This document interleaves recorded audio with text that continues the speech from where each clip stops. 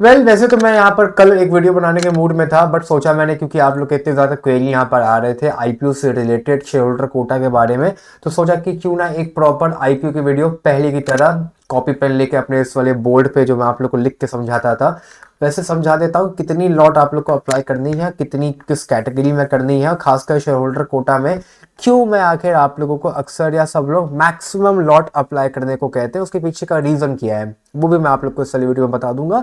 छोटी वीडियो रहेगी, फटाफट से यहाँ पर डिस्कस करते हैं भारत कुकिंग कोल आईपीओ के बारे में। ये एक गवर्नमेंट कंपनी है, इनफैक्ट एक सब्सिडरी कंपनी है एक गवर्नमेंट कंपनी की, जिसका नाम है यहाँ पर कोल इंडिया। आप लोग को पता भी होगा Coal India is the I mean sole company, lone company Indian की जो कोयला वगैरह प्रोवाइड करती है सरकार, मतलब जिसके अंडर में सारा कोयला खरीदती है और बिजली बनाती है। अब पहले तो चलो ट्रेन वगैरह में भी कोयला यूज़ होता था, तब तो उतना ट्रेन में तो कोयला यूज़ नहीं होता है, तो खाली मेजर काम तो कोयले का खाली बिजली बनाने का ही है।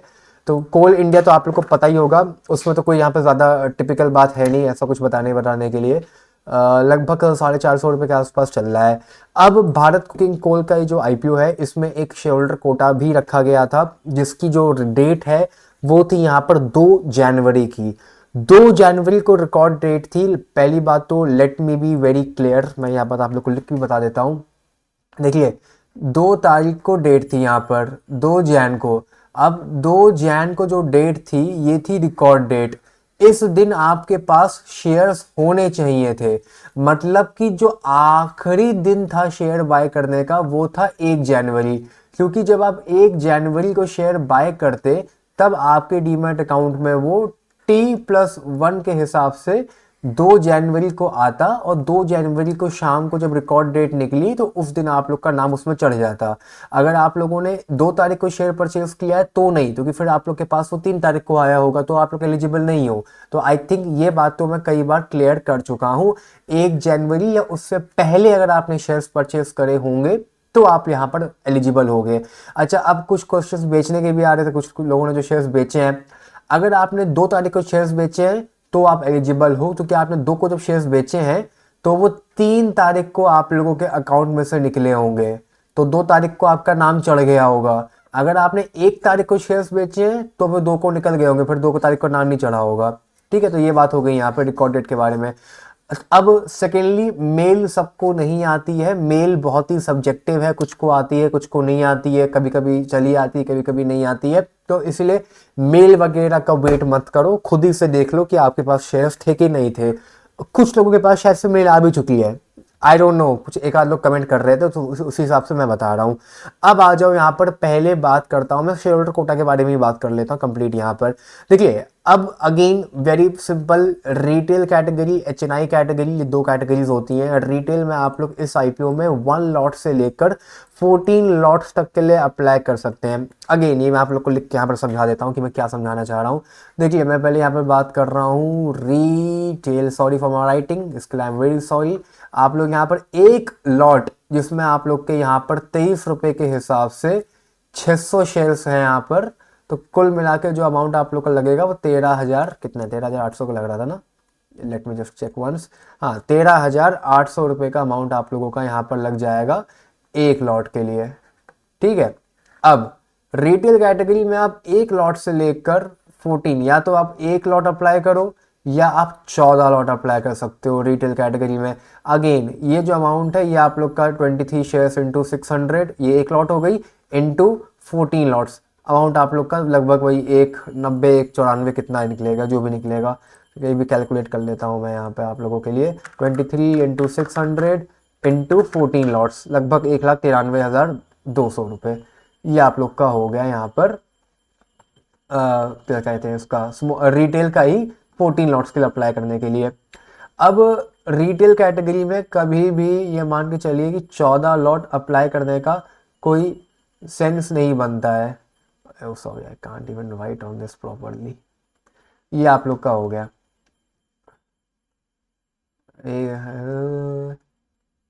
यस ये आप लोग का हो गया। ये हो गया आप लोग का रिटेल का। शेयर होल्डर कोटा में भी सेम चीज़ें होती हैं। शेयर होल्डर कोटा में भी आप लोग 1 लॉट से लेकर 14 लॉट तक अप्लाई कर सकते हो, बल्कि अगर मैं चाहूँ तो यहाँ पर रिटेल या स्लैश करके मैं शेयर होल्डर कोटा भी लिख देता हूँ।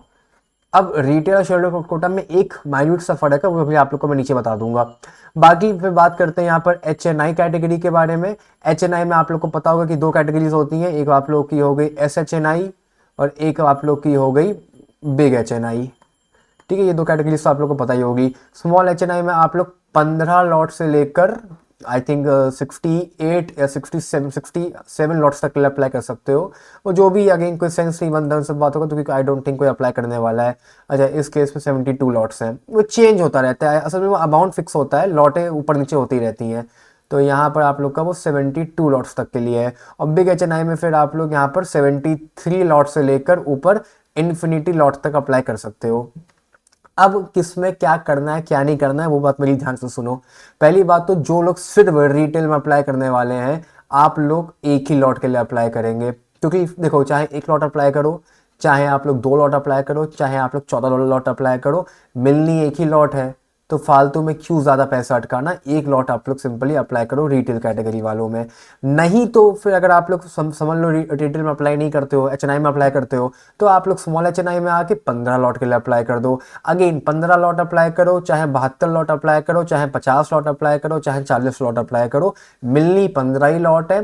चांसेस आप लोग के स्मॉल HNI में उतने ही रहेंगे जितने 15 लॉट वाले के रहेंगे, चाहे आप लोग 72 लॉट अप्लाई करो।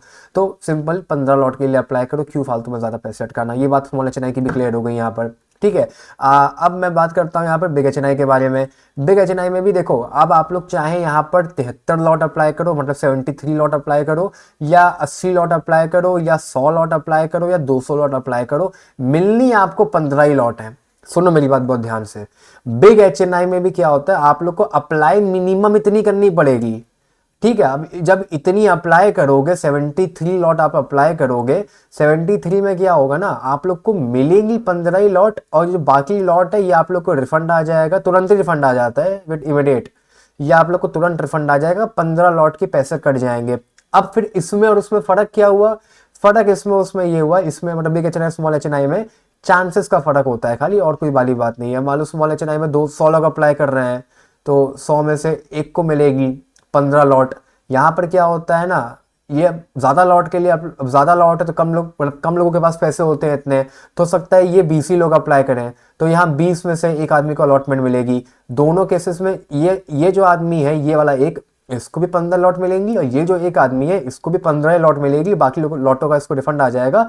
बस यहाँ पर 100 में से एक को मिलेगी, यहाँ 20 में से एक को मिलेगी 15। ये फर्क होता है खाली स्मॉल HNI बिग HNI में। ठीक है, अब retail small HNI big HNI में चूज करना आपको है, वो आप जानो, मुझसे मतलब नहीं। अब यहाँ पर आ जाते हैं हम लोग शेयर होल्डर कोटा के बारे में। देखो, retail HNI big HNI small HNI retail, इन सब में क्या होता है, लॉटरी होती है। अब लॉटरी में तो क्या होता है, जिसका नाम आ गया उसका नाम आ गया, जिसका नाम नहीं आया उसका नाम नहीं आया। ठीक है, ये होगी lottery. But shareholder quota में क्या होता है, प्रपोर्शनेट बेसिस पे अलॉटमेंट मिलती है। तो जब प्रपोर्शनेट बेसिस की मैं बात करता हूँ यहाँ पर, तो अलॉटमेंट चांसेस की तो बात ही खत्म हो जाती है।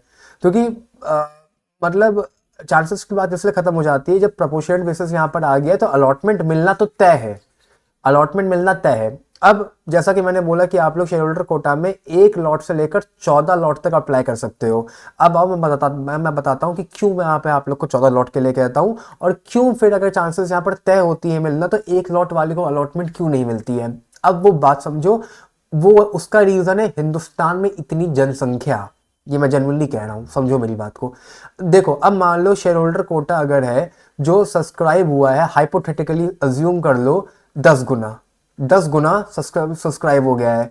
अब लेट सपोज आपने अप्लाई कर दी यहाँ पर, लेट सपोज आपने 10 ही लॉट के लिए अप्लाई किया, तो आपने अप्लाई किया, मैं यहाँ लिख देता हूँ अप्लाई, आपने अप्लाई किया 10 लॉट के लिए, और ये हुआ था 10 गुना सब्सक्राइब हुआ था, तो आपका बन जाएगा 10 डिवाइडेड बाय 10, जो कि कट के 1 आता है। तो जब आप 10 लॉट अप्लाई करोगे तो आपको एक लॉट मिलेगी, जब IPO 10 गुना सब्सक्राइब हुआ था।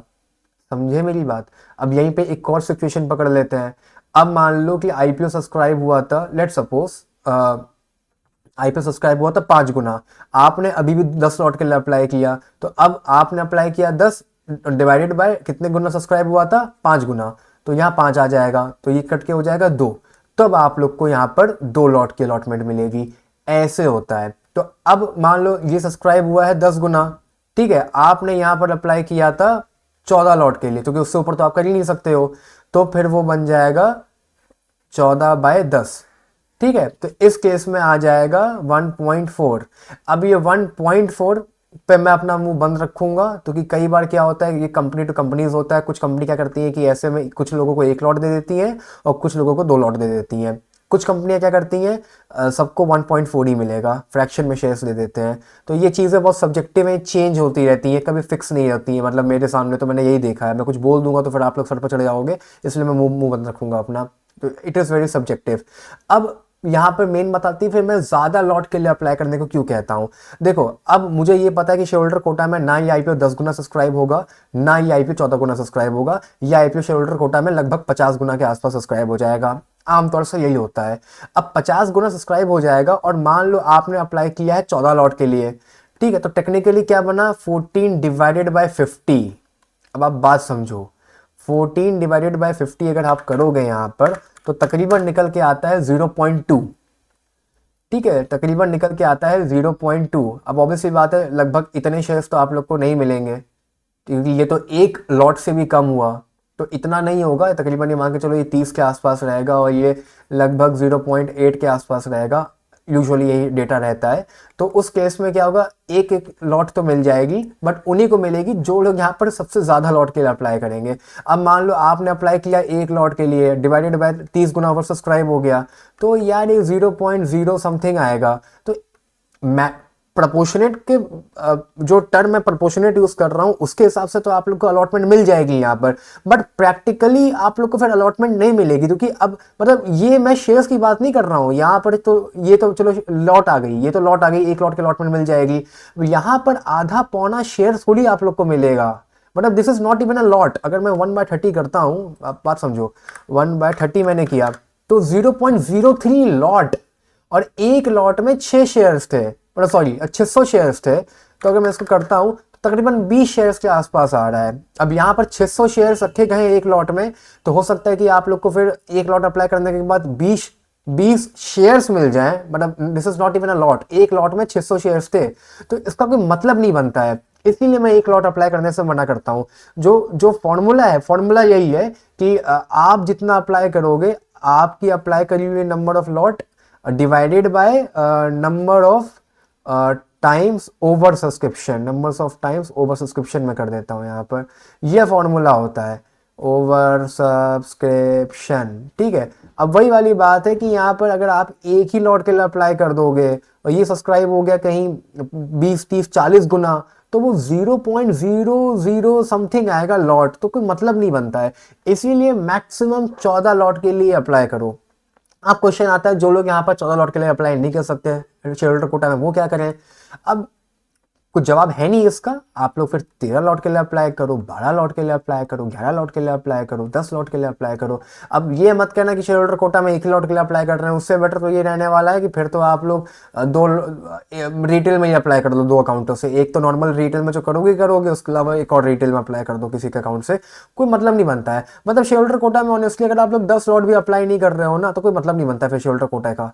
दिस इज माई ओपिनियन, बाकी आप लोग का चेंज हो सकता है। तो आई थिंक आज की इस वीडियो में आप लोग को डेटा समझ में आ गया होगा कि मैं क्या कहना चाह रहा था और किस कैटेगरी में कितनी लॉट के लिए अप्लाई करना है। बाकी जीएमपी में कोई मेजर अपडेट नहीं है, जीएमपी थोड़ी बहुत यहाँ पर ड्रॉप हो चुकी है, लगभग आई थिंक 60% के आसपास चल रही है, मार्केट ठीक ठाक है। जीएमपी की मैं बात यहाँ पर नहीं कर रहा हूँ, जीएमपी फ्लक्चुएट होती रहेगी, मैंने रील अपलोड कर दी, वो चेकआउट कर सकते हैं। बाकी किस कैटेगरी में कितना अप्लाई करना है ये बात आप लोग को समझ में आ गई होगी। और आईपीओ ओपन होने में भी यहाँ पर टाइम है, आईपीओ आप लोग का ओपन होगा 9 तारीख से लेकर अगले हफ्ते की ट्यूसडे तक के लिए। 10,000 करोड़ के आसपास का मार्केट कैप है, लगभग 1070 करोड़ के आसपास का आईपीओ साइज है। कंपनी यहाँ पर प्रॉफिट में है, कंपनी अगर जीएमपी अच्छा चल रहा है तो प्रॉफिट में हो ना हो उससे क्या फर्क पड़ता है, जेन्युइन वाली बात है। बाकी इस वाली वीडियो में इतना ही, मिलता हूँ कल एक और नई वीडियो के साथ। Bye bye, take care, love you all, see you soon.